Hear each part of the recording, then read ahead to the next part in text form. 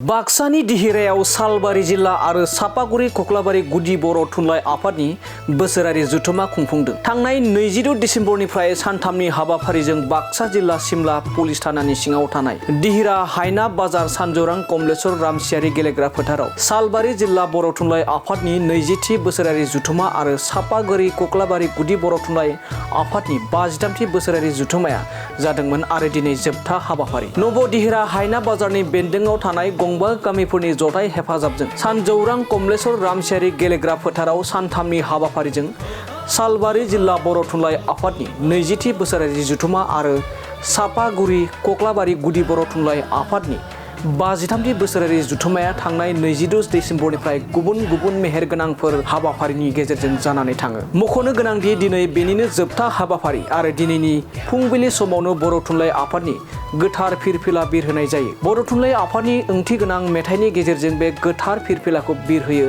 सालबारि जिल्ला बर' थुनलाइ आफादनि आफादगिरि दुम्ब्रधर बसुमतारी बिथाङा।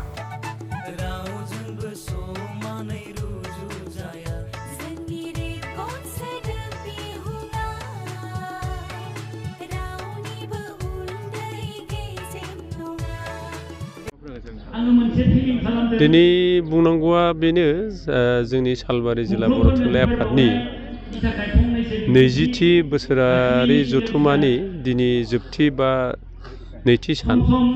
बे नैथि साननि गिबि हाबाफारि हिसाबै बर' थुनलाइ आफादनि गोथार फिरफिला बिरहोनाय हाबाफारिया जानानै थांबाय आरो दायो मुंख्लंफोरनो बिबार बावनाय, रुंसारिफोरनो बिबार बावनाय बे हाबाफारिफोरा जागासिनो दङ आरो बेनि उनावनो जोंहा बे जोंनि जिल्ला आफादनि गेजेराव मोननै ट्रास्ट दङ। बे ट्रास्टआ मोनसेया थुनलाइयारि बान्था होयो, बे बान्था राननाय हाबाफारि दंबावो। फारसेथिं मोनसे ट्रास्टआ हायार सेकेन्डारि आनजादाव हाइस्ट मार्क मोननाय जिल्लानि गेजेराव बिथां सासे फरायसानो बेबायदिनो बान्था होयो। बे बान्था होनाय हाबाफारियाबो जागोन आरो फारसेथिं जोंनि बे बेलासिनि 1 बाजियाव दिनै गेवलां मेल दङ। बे गेवलां मेलाव जोंनि बर' थुनलाइ आफादनिनो गाहाय नेहाथारि नीलकान्त गयारी बिथाङानो गाहाय आलासि हिसाबै जोंनि बेयाव नुजाफैनो हागोन आरो फारसेथिं आगुनि गाहाय नेहाथारि कमलाकान्त मोसाहारि जर'खा आलासि हिसाबै जोंनि बे हाबाफारियाव नुजाफैगोन आरो पान्जाब आफादनि हांख्रायनाय बायदिहाय बिथां दानि बिटिसिनि चिफ हाग्रामा महिलारिखौ बेखेवगिरि आलासि महरै लादों। दा कन्टेक्ट लागासिनो दङ, बिथाङा नुजाफैनो हायो ना हाया बेखौ कन्टेक्ट लागासिनो दं आरसिनिफ्राय। बिथाङा जुदि नुजाफैनो हायोब्ला निस्सय जोंनि थाखाय मोजां जागोन, मोजां होननानै जों सानगोन आरो प्राइमारि बा आरसिआबो डिसिसन कमिटियाबो लुगैनाय बायदि आलासिखौ मोननो हागोन बेखौ जों सानदों आरो। नैबे थावनियाव नोंथांमोननि हाबाफारि खुंफैनायनि नोजोरा थांखिया मा जानो हाथाव? गोनां थांखि माने जोंहा बेबायदि थिग गोनां थांखि बे ओनसोलावबो थुनलाइ आफादनि जि जागरन बा मिथिहोनाय बे जोंहा मोनसे थांखि दंखायो। खना खनला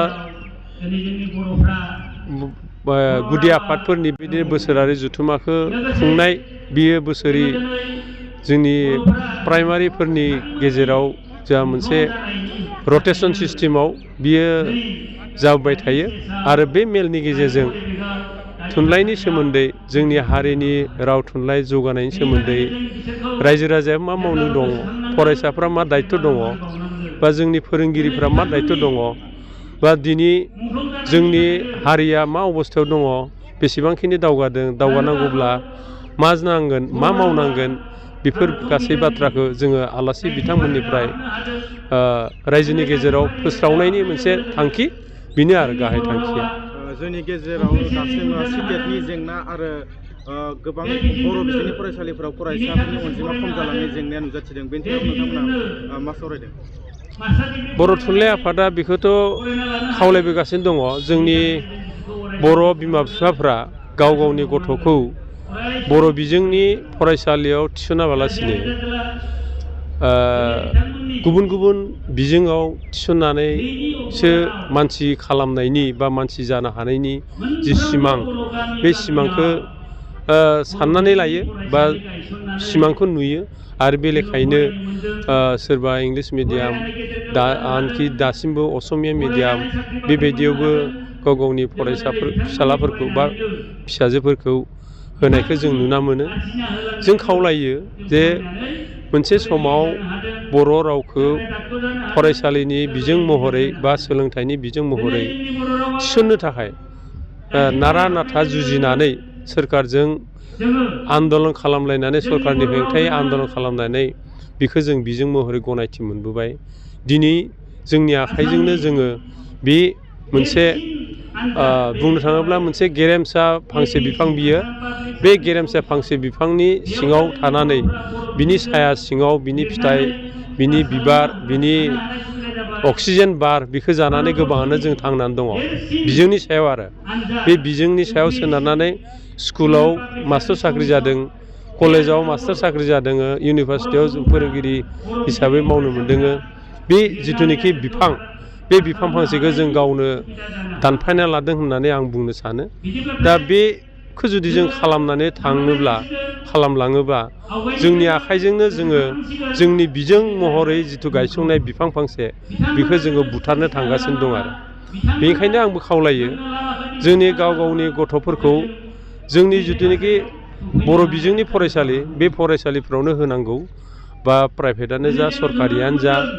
दिनै प्राइभेटआवबो बर' बिजोंनि प्राइभेट ओंखारबाय, सोरबा प्राइभेटआव हयथ' होनो ओंखारो, बियो प्राइभेटआव होनांगौ। जेनेबा सरकारि फरायसालिफोरा दिनै गोबां जेंनाजों नुजादों, गोबां जेंना जों नुनाय मोनदों।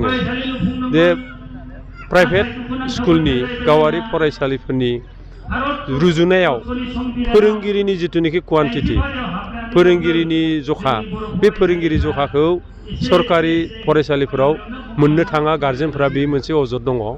नंगौबो सासे फोरोंगिरिजोंनो बा सानै फोरोंगिरिजोंनो बे एलपि स्कुल गंसेखौ सामलायनो थांनाया बे गोरलै बाथ्रा नङा, फोरोंनो हानाया गोरलै बाथ्रा नङा। बेखौ हयथ' गारजेनफ्रा नुना मोनदों। बे दुरबलताया सरकारि स्कुलाव दङ। बेखौ जाहाथे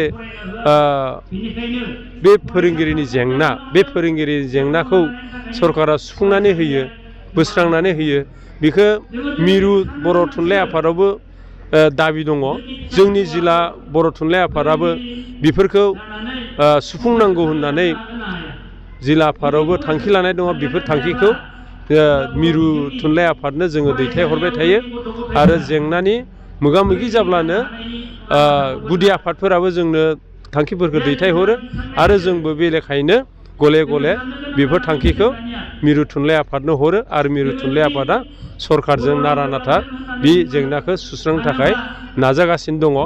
आरो दासिम एसेबाबो आगोलनि रुजुनायाव बोसोरनै बोसोरथाम सिगांनि रुजुनायाव दानि दिनाव एसेबाबो फोरोंगिरिनि जेंनाया लासै लासै जोबलांनो हमदों। आरोबाव जुदि फोरोंगिरि थिसननाय खामानिखौ जुदि सोरखारा जुदि गोसो होबावब्ला आरोबाव सरकारि स्कुलाव फोरोंगिरिनि जिथु आंखाल बे आंखाला नुजाथिगोन। दा जेंनाया जाहैबाय फोरोंगिरि गैयैखाय फरायसाफोरखौ हरा, बे फरायसा हरैखाय स्कुलाव फरायसानि अनजिमा गैया होननानै एनरलमेन्ट गैया होननानै सरकारा बे फरायसालिफोरखौ फोथैनो लागासिनो दङ बा गंनै गंथामजों गंसेल' बानायनानै मार्चार खालामनानै फरायसालिफोरखौ खमायनो लागासिनो दङ। बेखौ जों नुना मोनदों आरो बियो सरकारनि मोनसे अजुहातसो। दा जोंनि गारजेनफ्रा जों बेखौ बुंगोन, गारजेनफ्रा फरायसालियाव जुदि फोरोंगिरि गैयाबा होमबानिया गथ'खौ मा आसायै फोरोंनो बेयाव हरगोन। गतिके सिगां फोरोंगिरिया फैनांगोन, बिनि उनावसो फरायसाखौ हरगोन, बेखौ जों बुङो। फारसेथिं सरकारा जोंखौ बुङो माने फरायसायानो गैया जों बेयाव बोरै फोरोंगिरि हरगोन। बेबायदि मोनसे बाथ्रा जानानै फैयो आरो मा।